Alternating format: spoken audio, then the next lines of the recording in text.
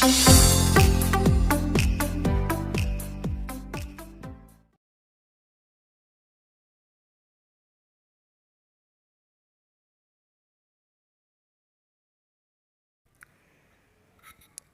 दोस्तों, नमस्कार। आप देख रहे हैं रुद्र एजुकेशन जोन अपने मित्र गौरव के साथ।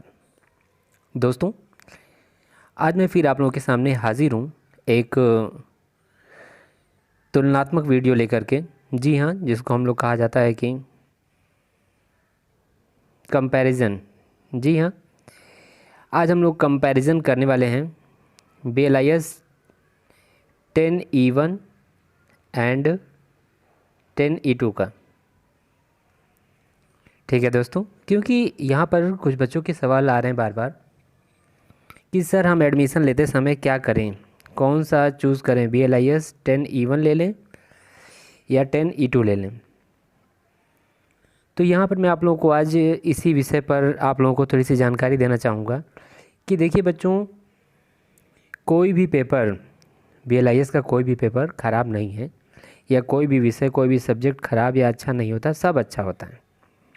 ठीक है, किसी एक को अच्छा नहीं कहा जा सकता है। ठीक है, क्योंकि दोनों अपनी अपनी जगह महत्वपूर्ण स्थान रखते हैं। यहाँ पर अगर मैं बात कर लूँ 10E1 की, ठीक है, ज़रा ध्यान से सुनिएगा वीडियो में। यहाँ मैं बात करने जा रहा हूँ, ये उत्तर प्रदेश राजर्षि टंडन मुक्त विश्वविद्यालय का कार्यक्रम अधिन्यास सत्र 2022-23 है। ठीक है, ध्यान दीजिएगा। ये क्या है, आपका असाइनमेंट पेपर है, इसी से मैं आपको समझाने का प्रयास कर रहा हूँ। हालांकि जो पेपर आता है उसमें थोड़े क्वेश्चन टफ होते हैं, यहाँ तो असाइनमेंट लिखने के लिए आपको दे दिया जाता है जो भी है। तो यहाँ देखिए, जो आपका BLIS 10E1 है, सबसे पहले हमको क्या ध्यान देना चाहिए, हमको ध्यान देना चाहिए कोई भी चीज़ चूज़ करते समय कि कोर्स शीर्षक। ठीक है, कोर्स शीर्षक ध्यान से देखिए, माइक्रोसॉफ्ट एवं इंटरनेट। ठीक है, माइक्रोसॉफ्ट ऑफिस एवं इंटरनेट, दो चीज़ें हैं इसमें। अब आप लोग इसको आसानी से समझ जाएंगे कि भाई माइक्रोसॉफ्ट ऑफिस है, तो ये तो हम लोग क्लास 2-3 से पढ़ते आ रहे हैं। ठीक है, MS ऑफिस में हम लोग सब कुछ पढ़ रहे हैं, MS वर्ड पढ़ रहे हैं, MS एक्सेल पढ़ रहे हैं, MS पावर पॉइंट पढ़ रहे हैं, ये सारी चीज़ें आप पढ़ते आ रहे हैं। ठीक है, और इंटरनेट के बारे में तो भाई सभी को जानकारी है, तो इसलिए थोड़ा सा ये पेपर आपका आसान हो जाता है। जैसे कि मैं इसके क्वेश्चंस आप लोगों को एक बार पढ़ के बताता हूँ, और आप खुद देखेंगे कि इसके क्वेश्चन थोड़ा सा सरल हैं। और ये असाइनमेंट पेपर में तो अभी मैंने पेपर देखा, BLIS 10E2 के भी पेपर क्वेश्चन जो हैं कि इस पेपर में सरल हैं, लेकिन इतने सरल आते नहीं हैं, उसमें थोड़ा सा प्रोग्रामिंग आ जाती है। ठीक है, तो आइए पहले प्रश्न पर हम लोग चलते हैं और देखते हैं। तो इस पे देखिए, प्रश्न दिया गया कि विंडोज़ के विभिन्न प्रकार क्या हैं। विंडोज़ मेन्यू को काम करने की बुनियादी तकनीकों का वर्णन करना है। ठीक है, मेल मर्ज का उपयोग समझाना है, पावर पॉइंट में व्यू का वर्णन करना है। तो ये सारी जो हैं छोटी छोटी चीज़ें, ये तो आप लिख सकते हैं। ठीक है, एक दस्तावेज टेम्पलेट क्या है इसके बारे में बताना है। संक्षेप में बताएं कि MS वर्ड में एक दस्तावेज में तालिका कैसे जोड़ते हैं। ठीक है, MS वर्ड में दस्तावेज को सुरक्षित करने के लिए कदम लिखें। विंडोज एक्सेसरीज पर लघु नोट लिखें। एक्सेल में गणितीय सूत्र। ठीक है, और फाइल ट्रांसफ़र प्रोटोकॉल को संक्षेप में समझाएं। ये 9 प्रश्न थे। ये 9 प्रश्न थे किसके, BLIS 10E1।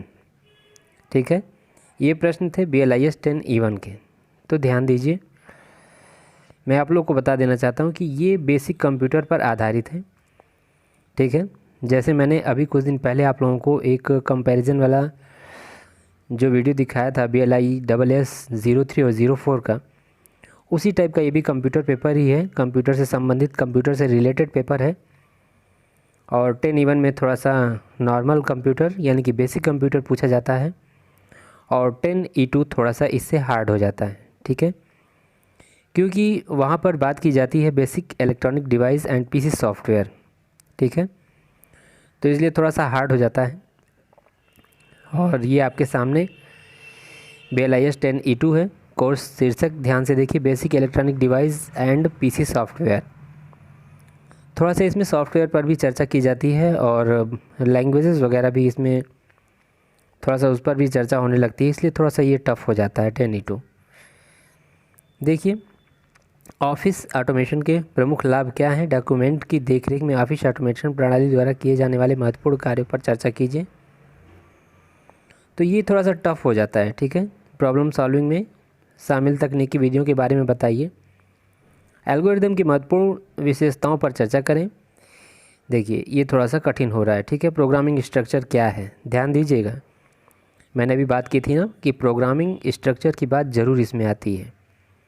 ये प्रश्न आप देख करके खुद समझ जाएंगे कि प्रोग्रामिंग स्ट्रक्चर क्या है, ऑब्जेक्ट ओरिएंटेड प्रोग्रामिंग के फ़ायदे क्या हैं, कन्वेंशनल एवं लॉजिक प्रोग्रामिंग के बीच अंतर पर चर्चा कीजिए। देख रहे हैं प्रोग्रामिंग की बात आ रही है कि नहीं, तो यही है इसमें, ठीक है।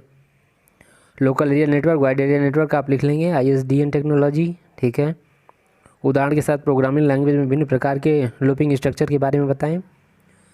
तो यही सारी चीज़ें थोड़ा सा जो हैं ये एक तरह से जिनको ज़्यादा नॉलेज नहीं है कंप्यूटर का, जो लोग बिल्कुल भी बेसिक नॉलेज भी जिनको जानकारी नहीं है, तो उनके लिए ये थोड़ा सा टफ हो जाएगा।